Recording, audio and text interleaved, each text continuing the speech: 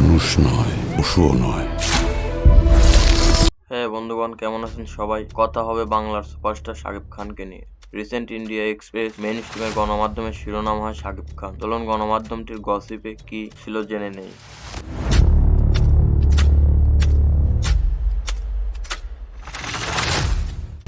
প্রায়শই কিং খান এবং ঢালিউডের কিং নামে ডাকা হয়। ঢাকা ভিত্তিক বাংলা ভাষার চলচ্চিত্র শিল্পী এবং কখনো কখনো বলা হয় ঢালিউড ভাইজান। শাকিব খান বাংলাদেশের কাছে যে শাহরুখ খান এবং সালমান খান ভারতের কাছে। 2 দশক ধরে বিস্তৃত একটি বর্ণাঢ্য ক্যারিয়ারে শাকিব খান 250-টিরও বেশি চলচ্চিত্রে অভিনয় করেছেন, যার বেশিরভাগ সমালোচকদের দ্বারা প্রশংসিত এবং বাণিজ্যিকভাবে সফল। রিসেন্ট তার ব্লকবাস্টার মুভি তুফান নিয়ে কথা ওঠে। 600 কোটি টাকার সিনেমা কালকি 2898 এর সাথে একই দিনে ইন্টারন্যাশনালি রিলিজ দিয়েও দুবাইয়ের মতো জায়গায় অ্যাডভান্স সোল্ড আউট। আমাদের দেশের সুপারস্টার শাকিব খান এর তুফানের ক্রেজ কোন পর্যায়ে চলে গেছে ভাবা যায়।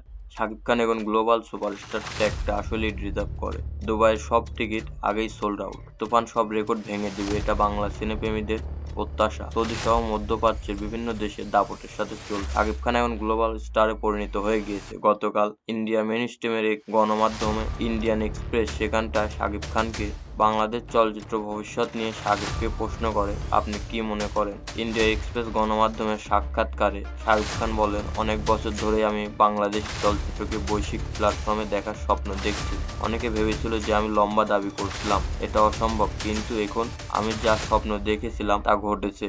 আমাদের চলচ্চিত্রগুলো আনুষ্ঠানিকভাবে বিশ্বব্যাপী মুক্তি পাচ্ছে। গত বছর প্রিয়তমা বিশ্বব্যাপী ব্যাপক সাফল্য অর্জন করেছে। New York, Toronto, London, Dublin, Venice, Sydney, Paris এবং মধ্যপ্রাচ্যের মতো শহরে আমাদের চলচ্চিত্র গ্রহণযোগ্যতা পাচ্ছে। আমরা আরও ভালো করব।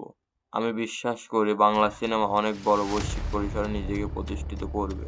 আমার স্বপ্নগুলো একের পর এক পূরণ হচ্ছে, আর আমার স্বপ্নের পরিধি প্রসার হচ্ছে। শাকিব খানের এই সফলতা যেন বাংলা ইন্ডাস্ট্রির প্রাণ, যিনি বাংলা চলচ্চিত্রকে একের পর এক লিড দিয়ে যাচ্ছেন। শাকিব খান এখন তো গ্লোবাল স্টারে পরিণত হয়ে গিয়েছে। বাংলা চলচ্চিত্রের এই অগ্রযাত্রা কেমনভাবে দেখছেন? আপনাদের মতামত জানাবেন।